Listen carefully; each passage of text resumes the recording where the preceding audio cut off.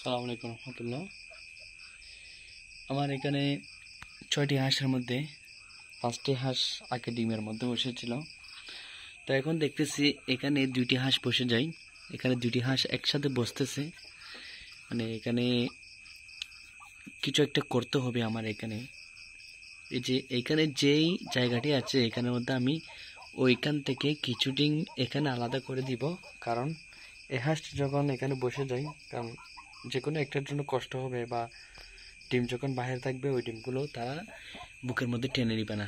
ওই জন্য আমি এই ডিমগুলো দুজনকে ভাগ করে দিতে হবে। এখান থেকে কিছু নিয়ে ফেলবো, ওর থেকে নিয়ে এখানে বা কিছুটা আলাদা করে নিব, না হয় এই ডিমগুলো নষ্ট করে ফেলবে। এমনিতে এখানে ডিম বেশি দেওয়া হয়েছে এগুলোতে, কিন্তু এগুলো থেকে আমি ডিমগুলো আর নিচ্ছি না, যেহেতু ওরা অনেকদিন ধরে বসেছিল।